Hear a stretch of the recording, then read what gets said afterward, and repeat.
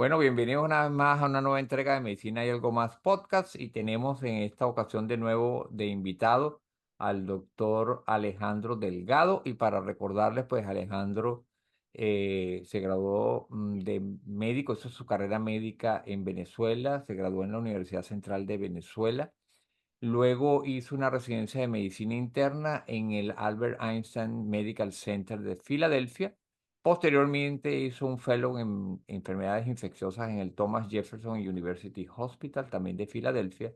Y actualmente se desempeña como director asociado del programa de enfermedades infecciosas y director asociado del programa de medicina interna del Hospital Jefferson Einstein de Filadelfia y a la vez es Clinical Assistant Professor de Medicina en el Sidney Kimmel Medical College. Bienvenido una vez más, Alejandro, a Medicina y Algo Más Podcast. Muchas gracias por tenerme otra vez, Alejandro. Bueno, en esta oportunidad vamos a hablar de un tema bien interesante que son las enfermedades de transmisión sexual. Entonces, lo primero que tenemos acá para preguntarte es, ¿qué son las enfermedades de transmisión sexual? Y una cosa que me gustaría explicarle a los que nos están oyendo y viendo es cuando hablamos de infección de transmisión sexual y cuando hablamos de enfermedades de transmisión sexual. Mm, creo que nunca había pensado en esa pregunta. La verdad es que esos dos términos yo los he utilizado medio de forma intercambiable: infección de transmisión sexual o enfermedad de transmisión sexual. Eh, el nombre es bastante descriptivo. Estas son infecciones causadas por bacterias, virus o parásitos que se transmiten durante el acto sexual de forma sexual, ya sea por fluidos que se intercambian durante el acto sexual, por pequeñas heridas que ocurren durante el acto sexual, sangre, etcétera, etcétera. Es la definición más básica y pero sin embargo correcta. Ok, sí, porque un poco Alejandro, entrando en eso, porque ahorita recién nosotros vamos a dar en octubre, yo voy a dar una charla sobre lo que son, hemos dado a denominar enfermedades de transmisión sexual y embarazo. Entonces, vino a colación el comentario y yo siempre, cuando comienzo la charla, les explico un poco que el término de infección, como tú lo dices, muchas veces se usa intercambiable, pero hablamos de infección es cuando a la persona pues se le transmite ya sea el virus, el parásito, la bacteria, etcétera. Y hablamos de enfermedad cuando ya hay los síntomas. Entonces, Correcto. porque yo puedo estar infectado, pero si no tengo ningún síntoma, digamos que podemos decir que no estoy enfermo, pero si desarrollo algún síntoma, tengo la enfermedad como tal.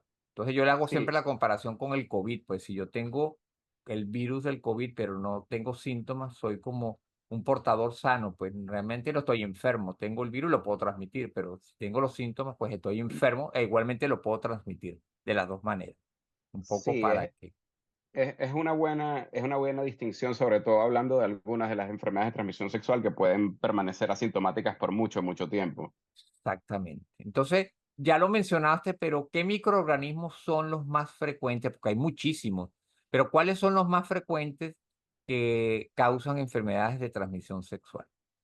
Bueno, sí, podríamos pasar mucho rato hablando de muchas, pero de verdad las que nos deberíamos enfocar es en el reino de las bacterias, lo que sería la sífilis, el gonococo y la clamidia. En el mundo de los parásitos tenemos la tricomona. Y en el mundo de los virus, pues son muchos, pero podemos pensar en los herpes virus, en el virus herpes, el HSV 1 y 2, más que todo 2 cuando estamos hablando de enfermedades de transmisión sexual, y el HIV. Pero podríamos hablar de varios otros, pero estos son realmente los que creo que el público general debería tener más conocimiento. Ok. ¿Y qué enfermedades causan ellos y cuáles son de estas enfermedades las más conocidas? Bueno, comenzamos por lo que es la gonorrea y la clamidia, que producen un síndrome similar, aunque su presentación clínica es distinta en hombres y en mujeres, y hay cierta variación entre ellos. Ambas bacterias causan lo que se llama una uretritis, una inflamación de la uretra, En hombres, por lo general, presenta con dolor al orinar, dolor al eyacular, puede presentar con una descarga de fluido que se emite por la uretra. Ocasionalmente en los hombres puede causar infección del epidídimo, de esta estructura que se posa sobre el testículo, o infección del testículo, causar orquitis.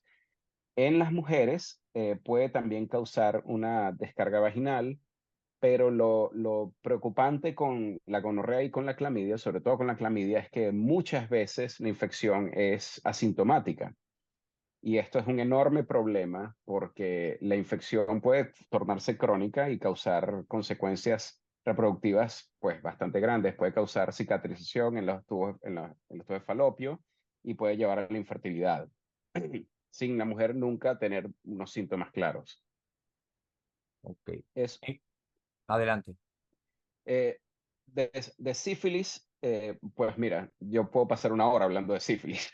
No por nada, el que es aquí como el padre de la medicina en Estados Unidos, que era William Osler, decía que el que sabe de sífilis sabe de medicina, sabe todo de medicina. Porque la presentación puede ser, la clásica presentación que la mayoría de la gente conoce sería una úlcera, por lo general no dolorosa, en los genitales o en el área que haya tenido contacto con la bacteria. Pudiese ser en la boca, en la piel, pero por lo general sea los genitales. Y es una infección que es muy fácil de tratar cuando se detecta, pero si no se detecta y frecuentemente pasa desapercibida, se puede tornarse crónica o pasar a una fase secundaria, una fase terciaria. Y en la era pre-penicilina, pues era una enfermedad realmente devastadora. Podía causar enfermedad a nivel cardíaco, nivel de la aorta, podía causar enfermedad neurológica, era una causa muy común de demencia y, y, y, y lo que parecía ser enfermedad psiquiátrica. Eh, los herpes virus causan por lo general un brote de vesículas en el área afectada, por lo general el área genital, que sí tienden a ser dolorosos y que son recurrentes. Una vez infectado, el virus se hace latente y puede eh, expresarse de nuevo con ciertos periodos luego de varios periodos asintomáticos. O sea, tiende a siempre volver. Una vez que tienes herpes, pues siempre tendrás herpes. En el caso del VIH y la hepatitis, porque también la hepatitis puede ser un virus que se transmite por vía a través de las relaciones sexuales. Absolutamente. Em, Más que todo la hepatitis B es la que va a tener transmisión sexual. Todavía muy común en muchas partes del mundo. También tiene transmisión vertical, se puede transmitir por transfusiones de sangre. Pero sí, es muy común en países de Asia, por ejemplo. Por suerte tenemos una vacuna que es extremadamente efectiva, y en los países donde ha tenido amplia diseminación, la hepatitis B ha dejado de ser el problema que es en otros países. La hepatitis C ocasionalmente también puede transmitirse por vía sexual, muy, muy, muy infrecuente en parejas heterosexuales, pero en hombres que tienen sexo con hombres sí puede ocurrir transmisión con más frecuencia. De nuevo, el acto sexual es un poquito más traumático en la mucosa y puede haber más intercambio de sangre. Em, y bueno, el HIV, por supuesto. Ya prácticamente el abanderado de la enfermedad de transmisión sexual de la que mucha gente tiene conciencia, y de las que más generan miedo.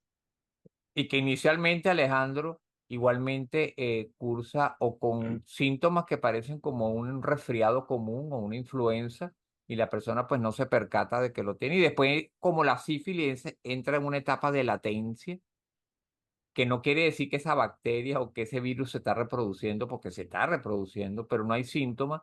Y la Ujú. persona, como dijimos, y es importante lo que tú dijiste, como todas estas infecciones, eh, tienden a ser muy frecuentemente asintomáticas, la persona luce bien, y aquí vamos a lanzar el primer alerta de nuestro podcast, es que por eso es que es importante siempre prevenir, y vamos a ver cómo prevenimos, porque Sí, la persona luce bien, la persona se confía, y luego viene la transmisión de cualquiera de estas enfermedades que tú dijiste. Ahora bien, Ya dijimos que se transmiten, ya tú lo dijiste, a través del intercambio de fluidos. Ya es importante mencionar a través de cualquier tipo de relación sexual, ya sea oral, vaginal o anal. E incluso podemos agregar el uso de juguetes sexuales también están implicados. Pero la pregunta es, ¿se pueden transmitir estas enfermedades de transmisión sexual si no hay penetración? Las enfermedades de transmisión sexual se pueden transmitir de manera no sexual, algunas de ellas, y la otra es durante el embarazo, lo que tú dijiste, y la transmisión vertical, ¿en cuáles de ellas? Yo sé que son bastantes preguntas, pero Sí, podemos ir desglosándolas. sí, sí. Bueno, Se puede transmitir. Entonces, la primera es, ¿se puede transmitir aunque no haya penetración? Y si se puede transmitir de manera no sexual. ok. Y va a ser distinto con cada Exacto. patógeno y los patógenos tienen distintos nivel de capacidad de transmitirse. Algunos son más fáciles de pasar que otros. Quiero hacer, primero, antes de que se me olvide, em, porque creo que es importante recalcar que la transmisión sexual del HIV o la transmisión del HIV no ocurre con intercambio de saliva. O sea, menos, tendrías que tener una cortada enorme y la otra persona tener una cortada enorme para que se transmita de esa forma. No se transmite con tocar, no se transmite por compartir un vaso, no se transmite por compartir utensilios de la cocina. Eso nada, nunca sucede, eso no existe. La transmisión del virus del HIV ocurre durante el coito. eh, eh, y hay como un escalafones de riesgo, de qué tipo de acto sexual se esté haciendo. Por ejemplo, el sexo oral es de muy bajo riesgo, no cero, pero es de muy bajo riesgo. El sexo de penetración anal, sobre todo hombres que tienen sexo con hombres, sobre todo cuando están infectados con otras enfermedades de transmisión sexual, por ejemplo, sífilis, sífilis activa, es de mucho más alto riesgo. El sexo entre un hombre y una mujer, el riesgo es relativamente bajo.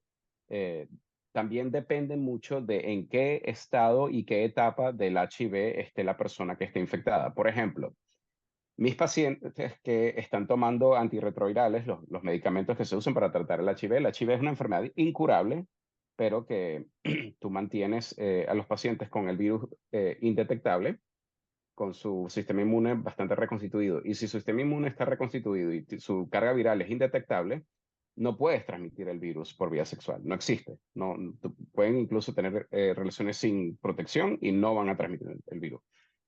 En cambio, una persona que nunca ha tomado medicamentos, que está en las fases más tardías de la infección, donde tiene una carga viral muy alta, o de hecho, la mayoría de las transmisiones, Alejandro, ocurren alrededor de la infección inicial de la persona que está recién infectada, porque es el momento donde tienen las cargas virales más altas y no están al tanto de su estatus y no tienen, y sus linfocitos de cuadros no se han recuperado. Entonces, el riesgo no es siempre fácil de cuantificar o no es siempre blanco y negro. Em, en cuanto a las otras infecciones, también depende de la fase. La sífilis, por ejemplo, se transmite, es más contagiosa durante la fase que tú tienes el chancro presente y en ciertas fases de la sífilis secundaria donde tienes circulación por la sangre de la bacteria.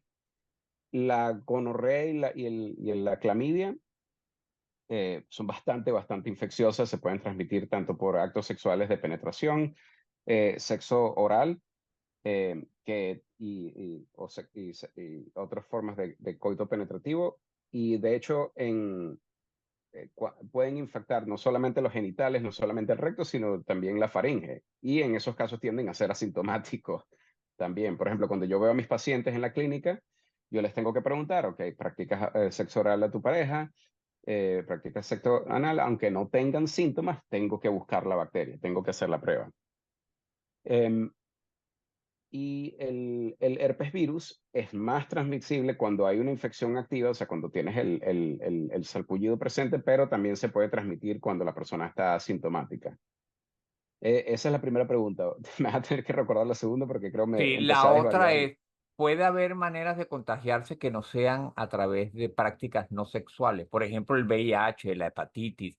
La Sí. misma sífilis se pueden transmitir a través de otras actividades que no sean sexuales.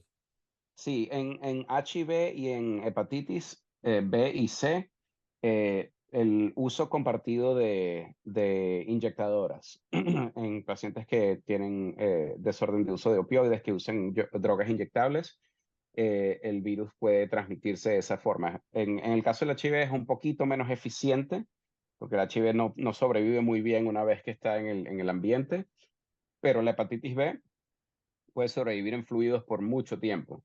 Entonces es altamente transmisible entre pacientes que comparten agujas, como lo es también la hepatitis C. Te confieso que sífilis no sé si se puede compartir. Me imagino que si estás virémico, cuando una sífilis secundaria pudiera pasarse de esa forma. Interesantemente, eh, y voy a por supuesto hablar después de la transmisión vertical, la sífilis a veces se puede transmitir por fluidos que la gente toca. Y por eso el clásico es un bebé que nace con sífilis congénita y tiene rinorrea, tiene un poco, pues si lo estoy haciendo un moco por la nariz, que es altamente contagioso. Y suerte explicándole a tu pareja que te pegó sífilis un bebé cuando lo estaba dando a luz. Em, Me parece que Perfecto. la siguiente pregunta era sobre Y la transmisión vertical. última es si la transmisión vertical, porque no en todas hay transmisión vertical.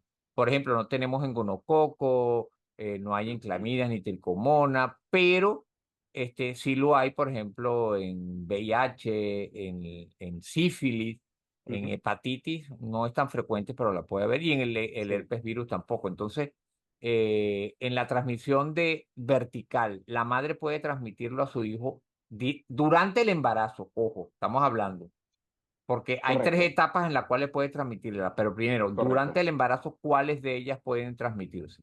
La principal y mi mayor preocupación y el problema más grande que estamos viendo ahorita es sífilis, la Ok, sífilis congénita. Esa se puede transmitir durante el embarazo, por lo cual es tan importante hacer despistaje durante el embarazo de sífilis al principio, intermedio y al final, dependiendo también del nivel de riesgo. Como bien mencionaste, hay otras infecciones, pero por ejemplo el HIV puede haber transmisión vertical, pero no ocurre durante el embarazo, ocurre al momento del parto. Entonces, el riesgo es que haya contaminación con sangre al momento del parto y el riesgo nuevamente es distinto dependiendo de qué tan controlada esté la madre o no. Si una paciente tiene una carga viral indetectable, pues el riesgo de transmisión vertical es muy cercano a cero o prácticamente cero, al punto donde no se le da profilaxis al bebé. Eh, si uno detecta la infección hacia el tercer trimestre cerca de la fecha de parto e inicia antirretrovirales, los antirretrovirales actuales son tan potentes que bajan la carga viral en cuestión de 1 o 2 semanas y bajas muchísimo el riesgo de transmisión. Hay ciertos parámetros donde eliges hacer cesárea cuando todavía hay viremia o dar una inyección de antirretrovirales durante el momento del parto para disminuir la transmisión o se le da profilaxis al bebé. Por suerte aquí en Estados Unidos, siempre y cuando se detecte y tengas toda la cuestión bajo control, es una condición muy, muy manejable. Gonorrea y clamidia no es que no se transmiten sexualmente, pero sí pueden causar infección, perdón, no es una transmisión vertical tan tradicional, pero sí pueden causar infección en el recién nacido. Por eso es que se le ponen las gotitas de plata a los bebés, porque puede causar infección en los ojos em, con esos patógenos. Eso es sí, lo principal que me viene a la mente. sí, y es importante ahí, Alejandro, decir que hay tres momentos en los cuales la madre la embarazada puede transmitir, como tú dijiste. Durante el embarazo, que ya tú lo mencionaste, el VIH, la sífilis, que es un problema que está ahorita, digamos, adquiriendo una importancia, sobre todo por la sífilis congénita, y la hepatitis, pero es raro. Y luego el momento del parto. Entonces, todas durante el momento del parto se pueden transmitir, porque todas están en los fluidos. Y ahí sí es Sí, importante, como tú destacaste, también otra indicación de cesárea es el virus del herpes genital. Ahí hay una indicación de correcto. cesárea porque puede haber complicaciones graves. Y el otro momento es Correcto. la lactancia, pero Muy correcto. en cuanto a la lactancia, no sé si tú me puedes corregir, digamos que la que tiene mayor implicación sería en cuanto a la sífilis y el herpes, si hay lesiones, pues, en la piel, sobre todo el Correcto. herpes, sería la única indicación. Y el VIH, la Asociación Americana de Pediatría, pues, no recomienda, a pesar de que, es poco el riesgo. Sin embargo, habría que sopesar el riesgo y el beneficio de lo que es la lactancia para el bebé, depende del sitio donde esté el bebé, ¿no? Eso es muy correcto. Es muy distinto dar esa recomendación en Estados Unidos, donde la gente tiende a tener acceso a la fórmula, Exactamente. versus en África, donde la leche materna es lo que hay, no vas a tener acceso a la fórmula. Y la verdad es que el riesgo de transmisión no es cero, pero es muy, muy bajo.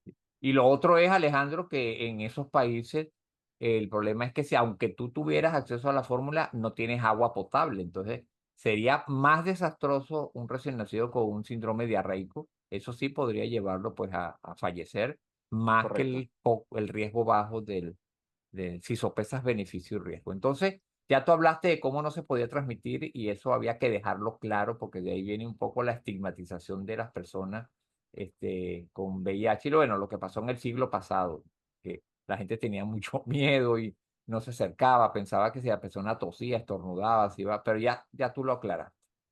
Ahora bien, hay muchos factores de riesgo, pero ¿cuáles serían los principales, los más importantes como factores de riesgo para adquirir o contraer una enfermedad de transmisión sexual?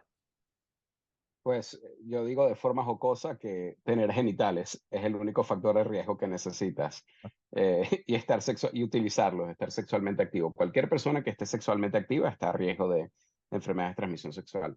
Por supuesto, el riesgo es mayor con el número de parejas sexuales. O sea, mientras más parejas sexuales, más riesgo va a haber de que te encuentres con una pareja sexual que tenga una de estas infecciones. Y el usar o no métodos de barrera, condones para tratar de evitar la transmisión de enfermedades de transmisión sexual. Bastante efectiva para HIV, muy, muy, muy efectiva para HIV, bastante efectiva para gonorrea y clamidia, y decentemente efectiva contra el herpes virus. Sí, porque hay que recordar, Alejandro, que el preservativo recubre el pene, pero Ujú. no el resto de la piel de los genitales. Y cuando hay lesiones en piel, tanto de sífilis como herpes, pues se pierde. No es 100% efectivo si hay contacto piel con piel, ahí puede haber transmisión. Sí, y también que no solamente, o sea, el acto sexual no nada más es con el pene o la vagina, también hay sexo oral, hay otras prácticas, y a menos que te vayas a recubrir la cara de alguna forma, Sí, pues ahí va a haber riesgo. y de eso vamos a hablar ahorita de los métodos de prevención. Ya tú dijiste que, ajá, otra pregunta es, Alejandro, ¿se puede tener más de una infección de transmisión sexual a la vez? Absolutamente, sí. No solamente se puede, sino lo vemos con mucha frecuencia. De hecho, cualquier persona que venga a la oficina, a la clínica, a la consulta, que tenga una enfermedad de transmisión sexual, le tienes que hacer despistaje de todas las demás, incluyendo HIV, sin olvidar el HIV, porque muy frecuentemente viajan juntas y la presencia de una predispone a adquirir la otra. Perfecto. Ahora, ¿cómo detectas tú una vez que la persona va a la consulta? ¿De qué manera te vales tú, a grosso modo? Porque hay muchísimos métodos, pero más o menos, a grosso modo, ¿cómo haces la detección de las enfermedades de transmisión sexual? Y hoy sabemos que hay métodos rápidos Ujú. también en muchas de ellas, ¿no? Sí, nosotros usamos más que todo los métodos moleculares, aunque depende de la enfermedad. Para el HIV puedes hacer pruebas rápidas a pruebas de antígeno y anticuerpo, y la prueba el molecular del PCR para detectar la presencia del virus como tal. Para la gonorrea y la clamidia, pues hacemos un pequeño hisopado que se envía al laboratorio, donde hacen pruebas moleculares buscando el material genético de la gonorrea y de la clamidia. Dependiendo de la práctica sexual, puedes hacer pruebas en orina, en uretra, en faringe y en recto. Y muchas veces tienes que hacerlas todas si realmente quieres detectar la enfermedad.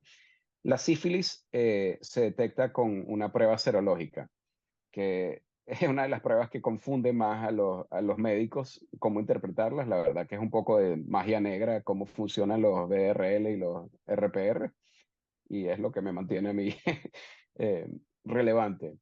Esos son los métodos más comunes. Hay pruebas que son lo que se llama el point of care, en el punto de prueba, en, en, por ejemplo, en lugares donde no tienen acceso a un laboratorio, se pueden hacer pruebas rápidas de HIV, pruebas rápidas de sífilis.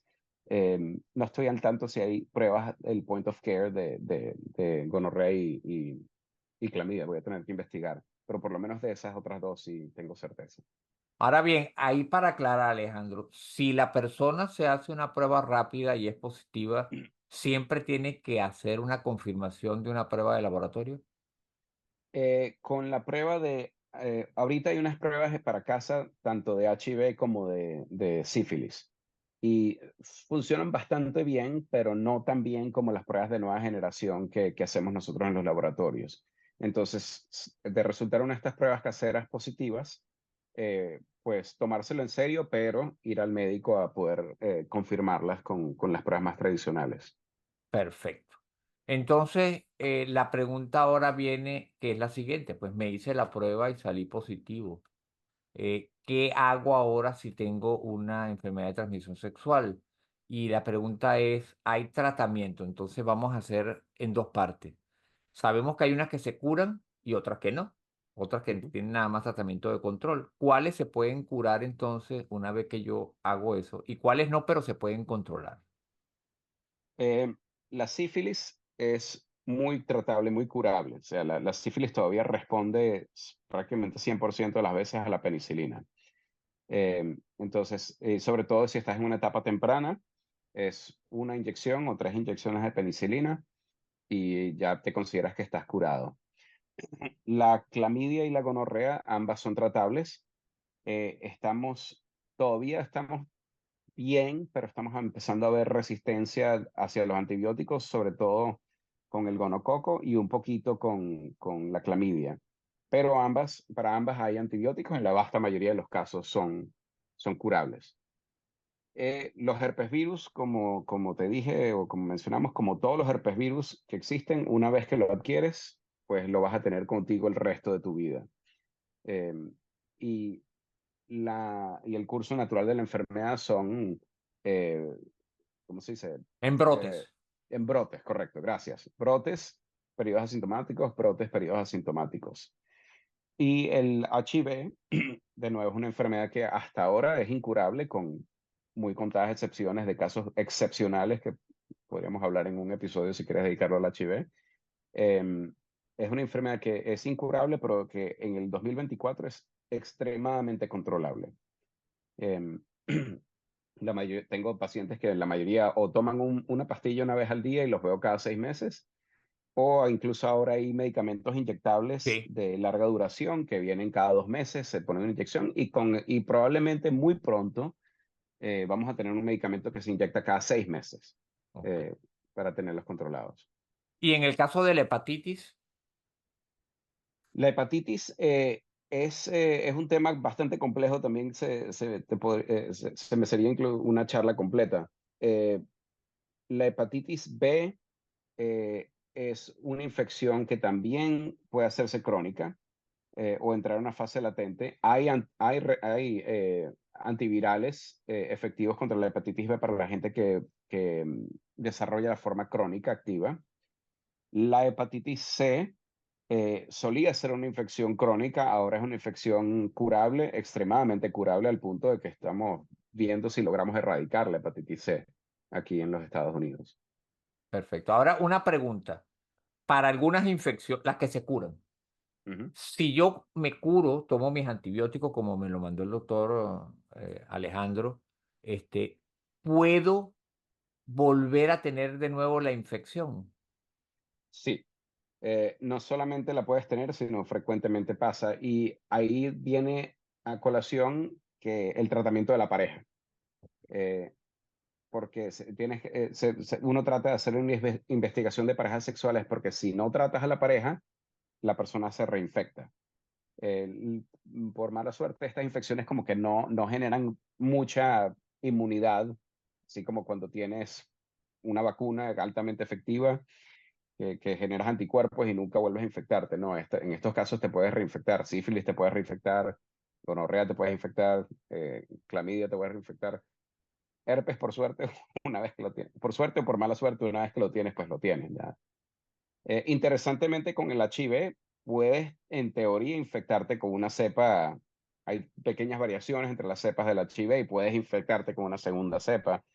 Nunca lo he visto, pero es teóricamente posible.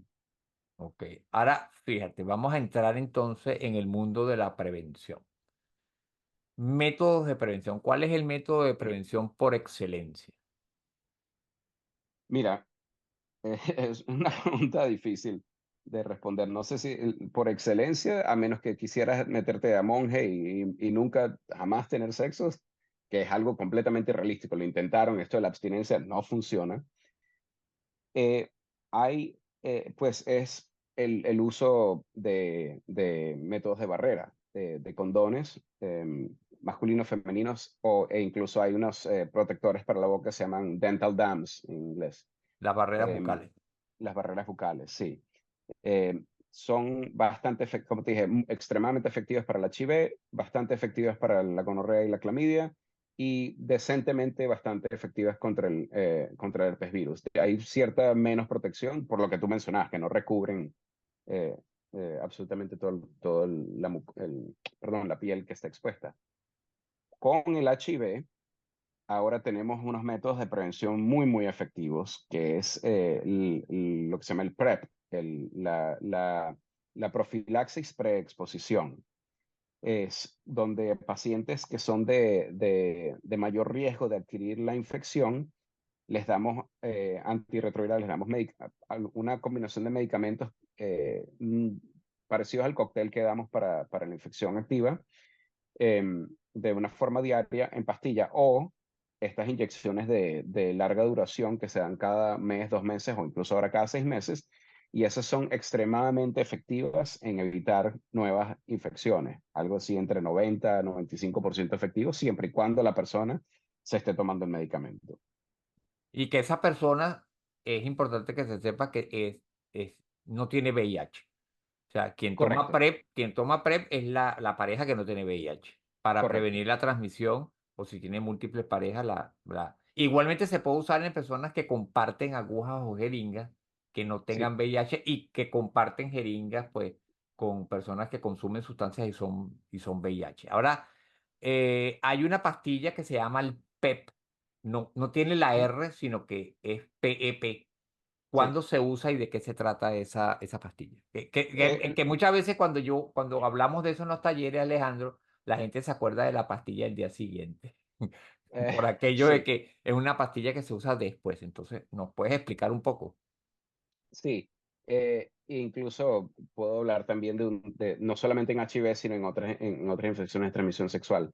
El, el PEP es, por ejemplo, en el caso del HIV, cuando una persona tiene una exposición sexual o por inyección de drogas, o en personal de salud, cuando tenemos una cortada, una herida te das con una aguja O a un abuso paciente sexual también. abuso sexual, sí. Em, pues de un paciente que sabes que tiene HIV o que es una persona de alto riesgo en el caso de abuso sexual que pudiera estar infectada. En esos casos, siempre que tú logres llegar a la persona en las primeras 48, 72 horas, pues les das medicamentos para el HIV, un régimen completo por 30 días, y eso reduce la probabilidad de infección pues por más de 90%. Es muy, muy grande la reducción. Em, la data todo viene em,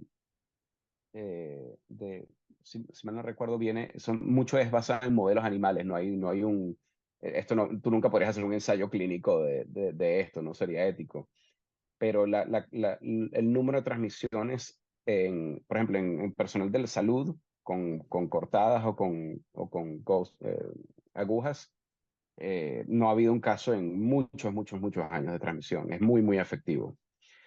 Eh, Ahora ahora, bien, tú mencionaste, te voy a hacer la pregunta porque yo sé que tú la vas a contestar ya. Existe también una pastilla PEP, exposición para las otras infecciones, que se llama el Doxipep. Entonces, ujú, ¿de qué se trata ese Doxipep? Sí, esto es algo relativamente nuevo. El estudio grande salió hace 2 años, más o menos, un poquito menos de 2 años, donde tomaron pacientes de alto riesgo de transmisión de enfermedad sexual y les ofrecieron tomar este medicamento doxiciclina, si recuerdo es una dosis relativamente alta por un día, y para ver si bajaba la transmisión de enfermedades de transmisión sexual. Lo que consiguieron fue que es bastante efectivo en disminuir la transmisión de sífilis, de disminuir la transmisión de clamidia y modestamente no tanto con gonococo, pero el gonococo tiende a ser resistente a la doxiciclina, pero es bastante efectivo para disminuir la transmisión.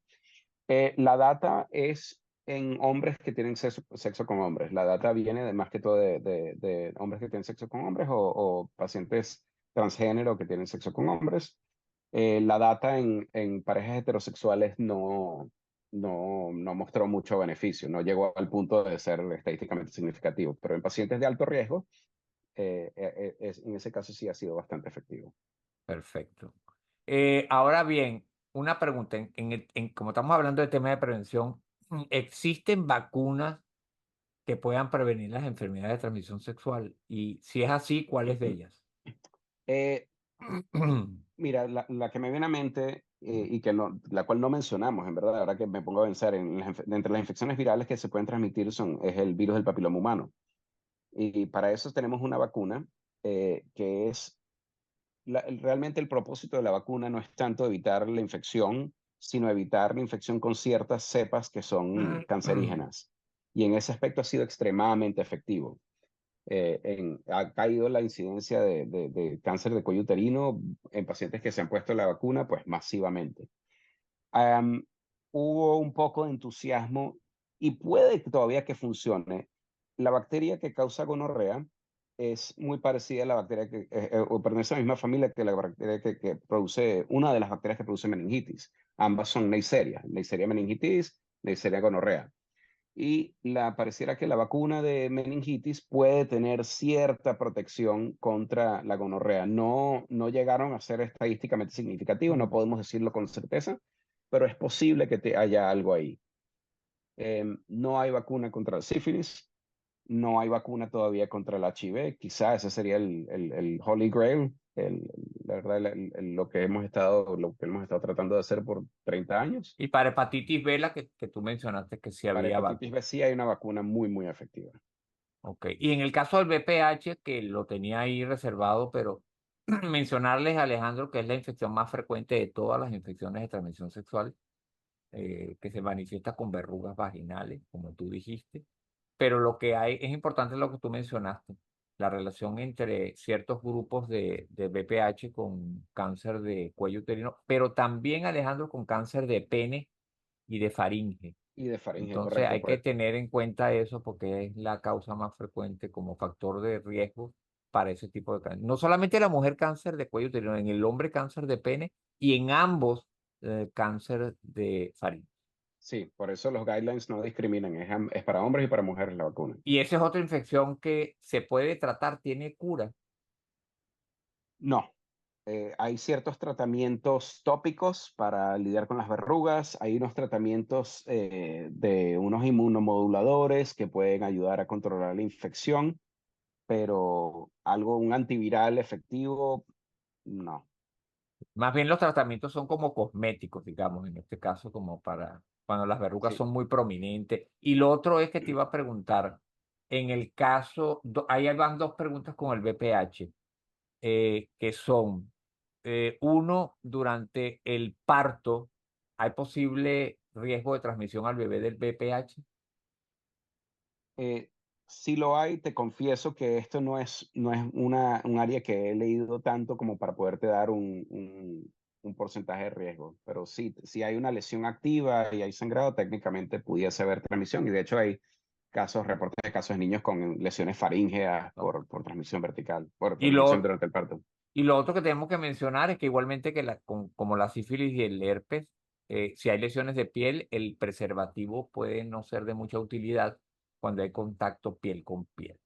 correcto. Entonces, ya vamos terminando el podcast para los que están oyéndolo, no me quedan dos preguntas más. La primera es, la penúltima es, ¿qué especialista, Alejandro, debe consultar la persona que teme o cree o tiene los síntomas que tú mencionaste y sabe realmente que está padeciendo una enfermedad de transmisión sexual? ¿A qué especialista debe acudir? Pues esto es algo que por lo general está dentro del rango de conocimiento de un médico primario, de tu Ok, internista, de tu médico de familia. Hay gente que naturalmente, bueno, hay mucho estigma, se sienten juzgados y a veces eligen no quieren ni siquiera decirlo a su médico primario. Hay clínicas, por lo general que todas las ciudades tienen sus clínicas llevadas por el Departamento de Salud, clínicas de salud sexual. Entonces puedes ir a la clínica de enfermedad de transmisión sexual, recibir pruebas y tratamiento de forma gratuita. Pero un internista o un médico de familia de cabecera debe tener cierto dominio de estas infecciones y en caso de tener dudas, nosotros nos refieren muchos pacientes con serologías confusas de sífilis, por ejemplo. Pero para el primer paso, tu médico de cabecera o una clínica de enfermedades de transmisión sexual. ok. Ahora, unas palabras sobre el monkeypox o la viruela del mono, porque tú sabes, como tú sabes bien, la Organización Mundial de la Salud dio un paso adelante, pues un paso atrás. Iba a declarar una emergencia y después se echaron para atrás.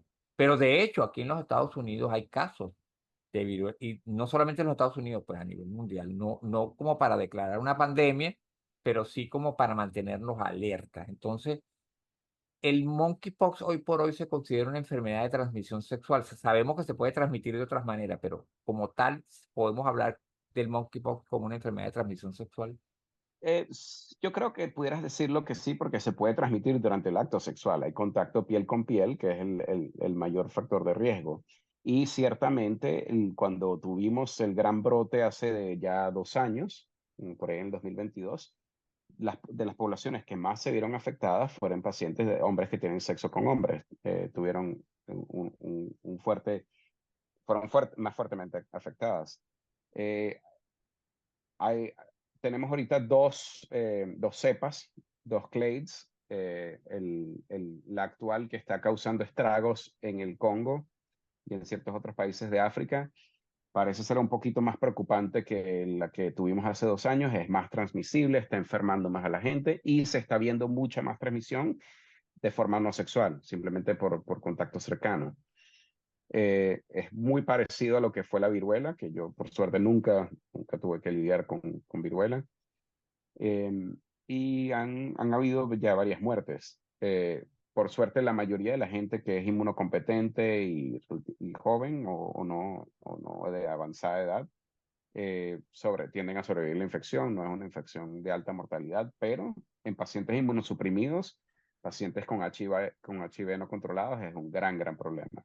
Hay un, Sabemos, anti, hay un, dime, anti- ¿hay antiviral, hay tratamiento para eso? hay un antiviral, perdón, el nombre comercial es T-Pox, Tecovirimat. Para la cepa del 2022 era bastante efectivo si se iniciaba en las primeras 48-72 horas. Con la cepa actual no me queda claro que sea efectivo, o por lo menos que provea el tipo de efectividad que uno busque, que es disminuir la probabilidad de hospitalización o de muerte. Por lo menos en la población general en la que se hizo ahorita un ensayo clínico en África, parece que no resultó ser más efectivo y creo que incluso no disminuyó el tiempo que toman en resolverse las lesiones. Así que esta cepa del virus pareciera tener ciertas características particulares distintas a las que vimos hace 2 años. ¿Existe vacuna? Sí, hay una vacuna que se llama Jynneos.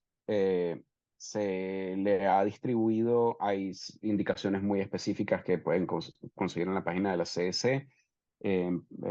Pacientes de alto riesgo como en hombres que tienen sexo con hombres, gente con varias parejas sexuales, eh, gente que maneja virus en el laboratorio. Todavía el personal de salud no es como opcional, depende si estás muy metido en un brote o si eliges ponértela, etcétera, etcétera. Perfecto. Y hay que recordar que este es un virus que se transmite también por vía respiratoria, no solamente es de transmisión sexual. sino por vía respiratoria. Bueno, Alejandro, yo creo que hemos terminado con esto, con estas breves palabras sobre la viruela del mono, con nuestro podcast, recordándole a los que nos están oyendo que también una manera de prevención es hacerse sus pruebas para descartar si se tiene una enfermedad de transmisión sexual para aquellas personas que tienen factor de riesgo, pues.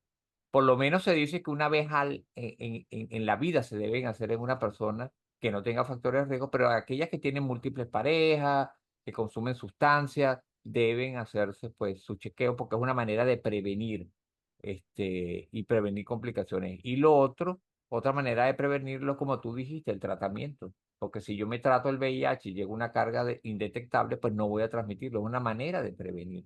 Entonces, Correcto, entonces entra dentro de lo que es las medidas de prevención, no solamente los métodos de barrera, sino el seguir el tratamiento, el PrEP que tú mencionaste, el PEP también, el DoxyPEP y el despistaje de las enfermedades de transmisión sexual. Y no me queda más que agradecerte, Alejandro, por tu presencia nuevamente acá en Medicina y Algo Más Podcast. Y por supuesto, quedas invitado para una nueva entrega que esperemos que sea pronto, ya llegando la temporada fría. Vamos a hablar con Alejandro y vamos a adelantarlo y vamos a comprometerlo. Aquí de una vez vamos a hablar sobre las enfermedades de transmisión, enfermedades infecciosas transmisibles en temporada fría para prepararnos, pues, porque ya vamos entrando en otoño, viene el invierno y vamos a hablar con Alejandro sobre cómo prevenir estas enfermedades y cuáles son las más frecuentes. Entonces, nuevamente, gracias, Alejandro. Sé que tu tiempo está bien ocupado y gracias por destinar parte de tu tiempo para compartir con nosotros en Medicina y Algo Más Podcast. muchas gracias por tenerme otra vez.